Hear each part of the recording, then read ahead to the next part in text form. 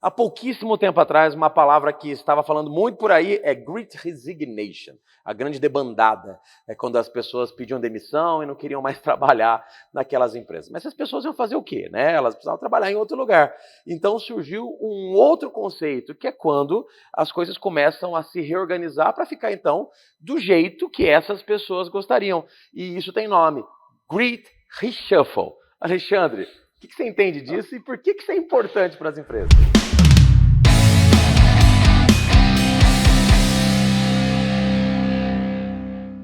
O mundo corporativo e suas terminologias, né? Pois é, primeiro tinha o resignation, que era todo mundo pedindo demissão. Era um processo que já tinha suas raízes, mas com a pandemia estourou. E por que estourou com a pandemia? Porque na pandemia, o que tem muito a ver com a proximidade da finitude da vida. Com a pandemia, todo mundo se viu ameaçado. E quando a gente se vê ameaçado, a gente fala, preciso pensar na minha vida, se eu fosse embora agora, se um ente familiar fosse. Então, acho que as pessoas voltaram para dentro de casa e voltaram para dentro de si mesmas. E começaram a repensar a vida, repensar o trabalho. Então, o Great Reshuffle é a grande reorganização.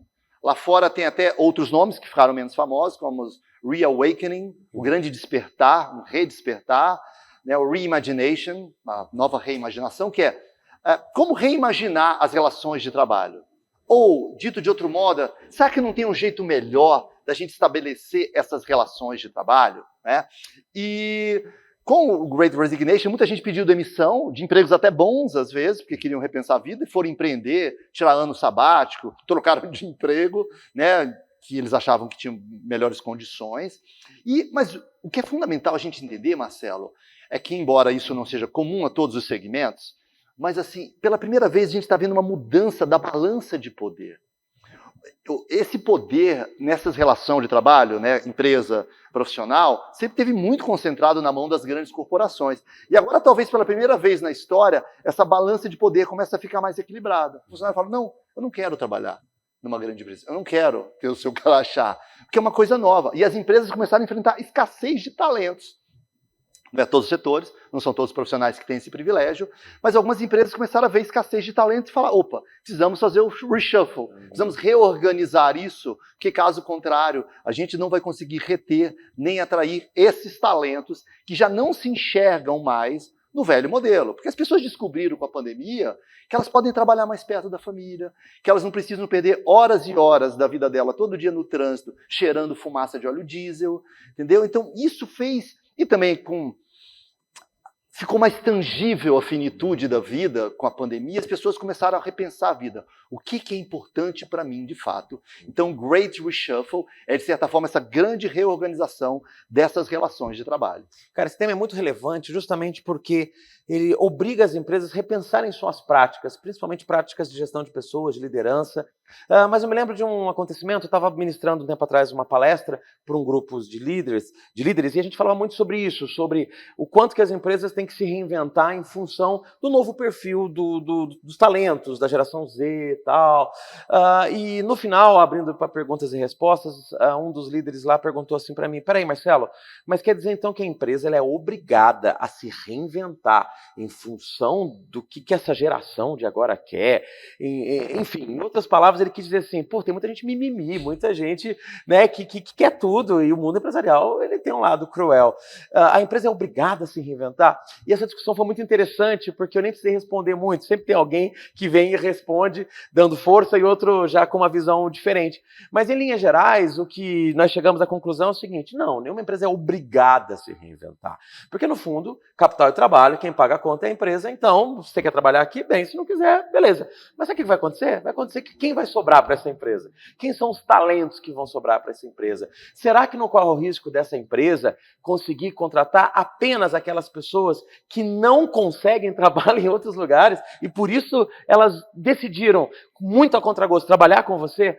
Então, quando as empresas elas olham para essa grande reorganização, esse reinventar o ambiente de trabalho, elas estão também não apenas sendo bacaninhas e legaizinhas com as equipes, mas elas estão se reinventando a ponto de falar, se eu quero ter talento, se eu quero ter gente com saúde mental, gente criativa, se eu quero que as pessoas que aqui estejam engajadas, trabalhando por prazer, eu preciso repensar essas práticas. E essas práticas, naturalmente, vão passar por trabalho flexível, por um equilíbrio entre vida pessoal e profissional, e por uma relação de liderança e de gestão mais branda. Então, é uma cartilha extensa, mas que precisa ser repensada. Porque, nada mais, nada menos, estamos falando de ambientes mais humanizados, não é isso, Alexandre? Perfeito, Marcelo. E isso traz à tona uma coisa que eu falo há muito tempo, que é a busca que cada vez mais pessoas terão de conciliar trabalho e felicidade. Historicamente, essas foram palavras sempre muito separadas, eu diria até divorciadas. Elas são quase que antônimos, não é mesmo? Tanto que a gente fala assim, thank God it's Friday, graças a Deus é sexta-feira, sabadão, domingão, segunda brava. Isso é piada, é meme, mas tem um fundinho de verdade, né? Que é happy hour? É 1 hora que você tem quando você está fora do escritório. Happy hour é quando você está fora do escritório, né? E eu acho que não é possível mais uma vida na qual você tem 176 horas mensais de infelicidade em troca de 1 hora semanal de felicidade no happy hour. E muita gente está caindo a ficha disso, né? Porque uma vez você criou um projeto que eu não lembro mais na internet, que era uma coisa de criar verbetes online. Foi mesmo. E você me convidou para eu escrever um verbete, eu escrevi um verbete para Olerite. Dicionário colaborativo. Dicionário colaborativo. E o verbete que eu criei para Olerite era: Olerite é um pedaço de papel com o qual você troca um pedaço da sua vida por pedacinhos de papel colorido. Dinheiro, né? Perfeito. E o que eu acho que está caindo a ficha para as pessoas é que a relação empregatícia, ela não compra uma carga horária sua, ela compra um pedacinho da sua vida. Isso há de ter não um preço, mas um valor. Está comprando um pedacinho da sua vida, né? Então, esse pedacinho de vida precisa ser mais gratificante, precisa ser mais denso, precisa ter um valor. E ainda que isso soe utópico, talvez ainda seja, mas eu acho que é um caminho, né? A gente haverá de descobrir uma forma melhor, né? Um great reshuffle, uma nova ordenação, para que a gente consiga que o trabalho seja muito mais do que um lerite no final do mês, com o qual nos dá um monte de pedacinho de papel colorido, mas uma forma de a gente extrair mais significado e no qual a gente possa conciliar de maneira saudável a nossa vida dentro e fora do escritório.